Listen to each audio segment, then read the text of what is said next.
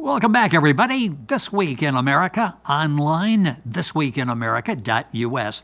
Kris Wilder is a highly respected board-certified coach, strategic life coach, best-selling author, popular podcaster, holder of 3 black belts, owner and head instructor of West Seattle Karate Academy.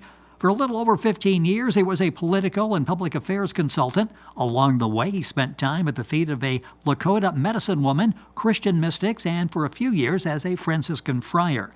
He began training in martial arts back in 1976. Today, he holds 3 black belts in 3 arts. He owns the West Seattle Karate Academy, also the head instructor. He's authored or co-authored 20 books, subjects ranging from leadership to self-improvement to self-defense and classical karate. 2 of his books have earned him international recognition in the martial arts world. Kris has had bestsellers and award winners like Dude, The World's Gonna Punch You in the Face, Here's How to Make It Hurt Less, a 5th Annual Beverly Hills Book Award winner in the personal growth category, also a 5th Annual Beverly Hills Presidential Prize winner, and a 2017 Next Generation Indie Book Awards in the self-help category. Kris Wilder, our guest on This Week in America. Kris, welcome to the program. It's great to have you with us. Rick, thank you so much for the opportunity. It's so wonderful to be in the company of a pro like yourself. And I don't know who that guy is you were talking about earlier. He's pretty impressive. We've got a lot to talk about on the show. It's great to have you on the program with us. And I want to thank Matt Shea. Matt, the inspirational author, frequent guest on the program, a longtime friend of Kris Wilder, who introduced us a few months back, and we put this program together. I'm sure this will be the first of many. So I thank Matt for the opportunity to talk with Kris. And you guys go back a lot of years, don't you? Oh, yeah, Matt's Aces. We have, 35 years maybe. Wow. Oh, you're on me. I think we've got, Matt and I got about 5 having him on the program, maybe 6. Time goes by so quickly, could even be 7, but you've got a lot more than I do. Yeah, I mentioned that background. It's so impressive. You've had such an interesting career, a successful career, and I get the impression that martial arts training that you started in 1976, what is that sort of the foundation for who you are today and the success that you've had? Yes, is the short answer. It's a combination of both bringing out something that was already sort of existent in me, and then giving it a container to form in and to add direction and deliberation. Yeah,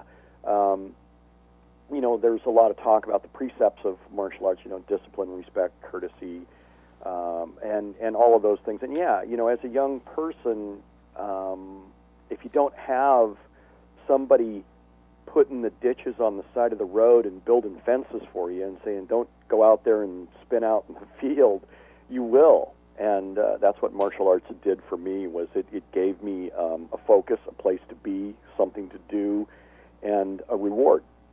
With all the experiences you've had in life, and I mentioned now that you are a strategic life coach, does all that come into play when you're sitting and listening and working with your clients? I'm guessing that all of that background comes into play because whatever they've got is something that you've experienced probably as well. Well, it may not be a same experience, and it might not even be similar, but the elements are there, and they're an opportunity to, to listen, to assemble, and to find out, what it is that this person is seeking. Oftentimes, there's a confusion between coaching and therapy. Coaching is not therapy. Therapy is about going to the past and finding out why. Coaching is about getting more of what you've decided that you desire, and bringing clarity and focus to that, and allowing you to set your compass correctly, even in stormy waters, towards the direction that you seek. So that's a long answer to a short question. The answer is really yes. Kris Wilder, our guest on the program. An interesting website. Now, Kris is K-R-I-S, KrisWilder.com. If you go to our website, thisweekinamerica.us, you'll be able to link on directly to Kris's website, where you go in detail about the coaching. And it's interesting because you coach a lot of people, from young kids up to successful business people. So a lot of people come to you for assistance. Yeah, it's flattering that I should have such a broad base, I guess, a broad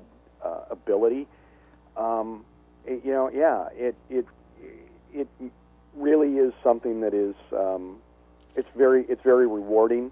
I'm very grateful. I'm grateful that I have that opportunity. It's something that I include in my prayer life every day. Just the gratitude and the thank you for the opportunity to be of service to other people, no matter where their walk is taking them and where they have been or their place in life. I'm a fortunate man. I'm a fortunate man. A lot of people would ask, why would I go to a coach? When people come to you, what is the main reason they come to you for some guidance, some assistance? Well, they don't really know this, but it's the same reason that I was hired as a consultant. Oftentimes, you would find I would find myself with a group of people clustered in an office, and there would be a group of people who are in the inner circle with the candidate or the issue or whatever it was, and something would have, thrust forward, and now we're having a conversation. There needs to be a decision made as to what action is going to be taken. And you would hear people say things like, well, if you don't do this, you're going to lose. The catastrophizing sort of, yes. Shaping of the problem. And if this doesn't happen, this is going to, and often is couched with this sort of third rail mentality. If you touch this, you're going to die. The point of a consultant is that I don't have that emotional attachment. I mean, I care, but you're actually paying me for an emotional detachment. You're paying me for an opportunity to bring my skills and my experience to the table for you and say, I'm going to take away all of the clouds here of the relationships, the care, and the concern, and sometimes the emotionality of the moment, and I'm going to say, here's the way you go. Here is something for you to look to see. And I'm not necessarily demanding, of course, that you do this, but it's like this is you've asked, and this is what my professional, disassociated, position is, and that's what coaching can be, because we spend so much time in our heads.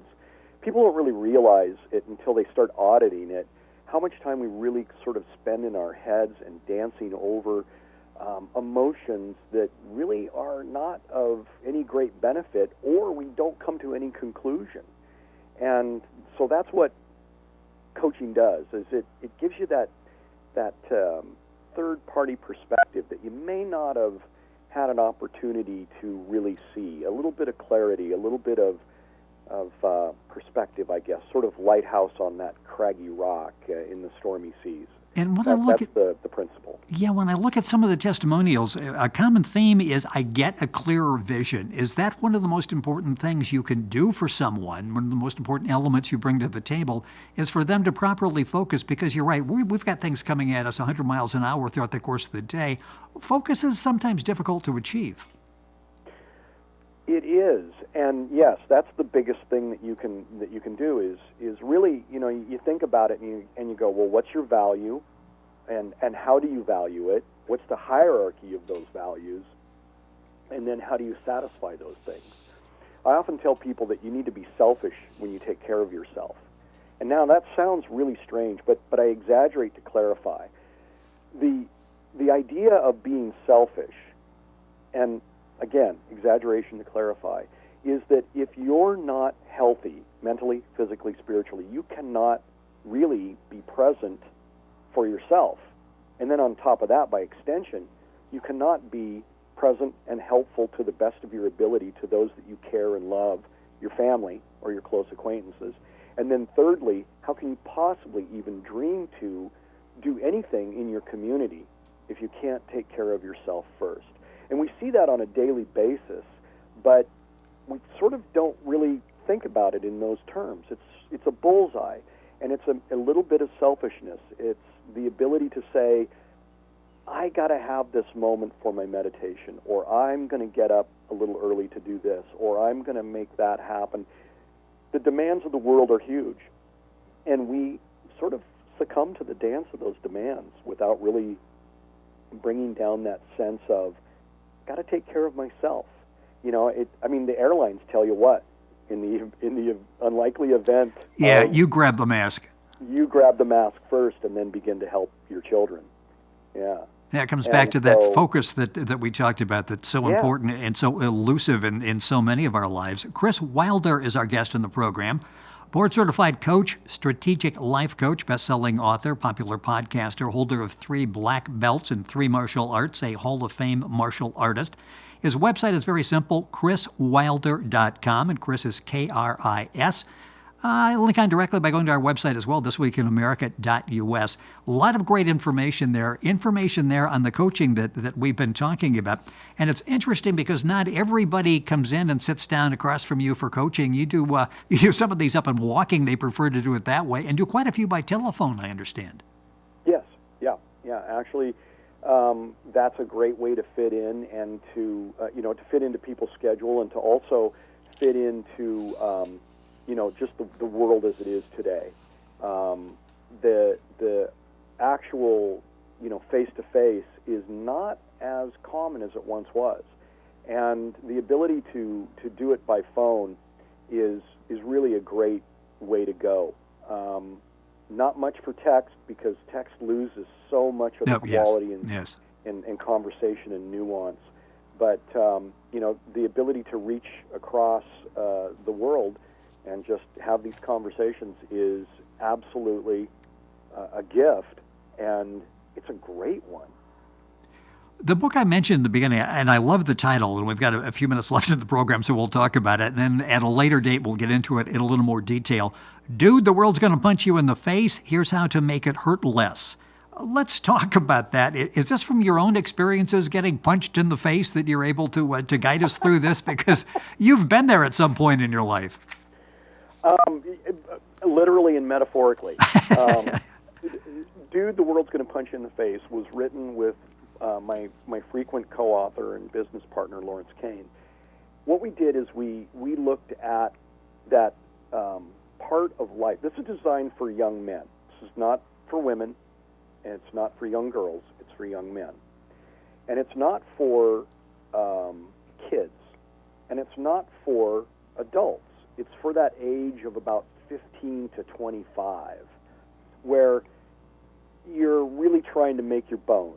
You're trying to find out who you are, what your place is in the world, and how you, carry yourself in that world. And the world is really quite unforgiving.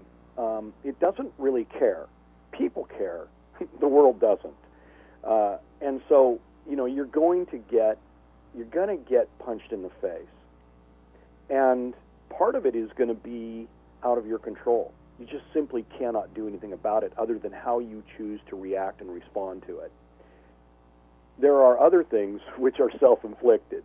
That's what this book is about. Here's some things you might want to think about. And so each section is designed for that mindset that I talked to you about, where we spend maybe only a page, and it's like, here's the title, and it's money, and here's a story about money, and here's a couple action items that you might want to undertake.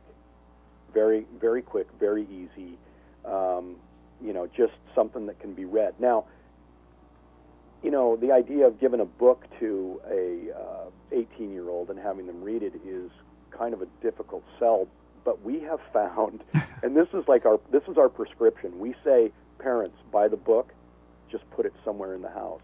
Put it on the coffee table, put it on the kitchen table. And eventually dude will get to it. Yeah, just leave it there, and eventually the book will disappear. And then you'll begin to notice some changes in your young man's behavior. Well, it's laid out so well because it's very easy to read. It's laid out, as you said, by topics, and you're not going to sit there for an hour and a half trying to see how the story is going to end. It's right there. It's direct. And then you've got the action tips at the end of each. So it's once you read that, it's like, okay, now Kris is telling me how I can actually implement this and see if this actually works. So I'm sure you get results because I actually follow through with it. Yeah, if you follow through, it's rinse and repeat, right? Yeah, exactly. And as is anything is in life that's worth, integrating into yourself and becoming habitual with. Habitual success comes from discipline, focus, a decision, a choice, and then an application. And like I said, rinse and repeat. to quote the old commercials. That's the way that it's done. You start off by talking about the first chapter is first respect yourself. And I'm reading that and I'm thinking, boy, that would apply even, I would think, in the coaching. How many of us actually respect ourselves? So many don't. And Yes. I was having a conversation with a friend of mine one day, and we were just sort of going over some things. And he said, he says, I got a question for you. I said, yeah, what is it? And he said, would you tolerate an employer treating you the way that you treat yourself mentally? And it was like, no, absolutely, I would not. And he said, then why do you tolerate it from yourself? Interesting. Yeah. And that's I thought that so was just true. brilliant. Yeah, and I'm looking at that, and I'm going, boy, this could apply to not just dudes, but all of us out there. I'm a little beyond the dude category, and it's like, Well, yeah, you're still a dude. if you don't, That's the word on the street. that okay, you've heard. Word travels quickly across the country with modern technology.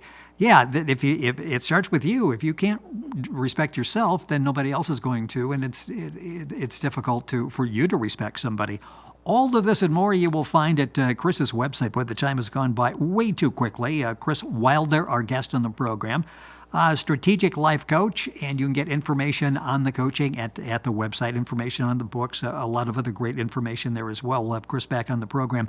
Much more to talk about with all the books that he's involved in. And great time as a political consultant. I'd love to go back. He's worked with local grassroots campaigns, with local campaigns, presidential campaigns. It'd be fun to go back and take a look at that. And we will do that on a future program. The website is KrisWilder.com. That's KRIS Wilder.com. You can link on directly by going to our website, thisweekinamerica.us. And again, I want to thank Matt Shea for hooking us up, because I think we're going to have some interesting discussions here. We did today, and we will have more. Kris, this really has been fun. Went by way too quickly. Thanks for being with us. Look forward to having you back on the program. Rick, thank you so much. This is just a pleasure. I love your show, and the Thank you. opportunity to be on it just makes me giddy. Thank you so much for the opportunity. That just so brilliant of you. Thank you. Well, this is so much fun to have guests on the program that have something to offer, and you do in so many facets of your very interesting life, and we will continue to follow up on those on subsequent programs. Once again, Kris Wilder, our guest on the program, KrisWilder.com, the website. Information available at our website, thisweekinamerica.us. And we're back on today's program right after these messages.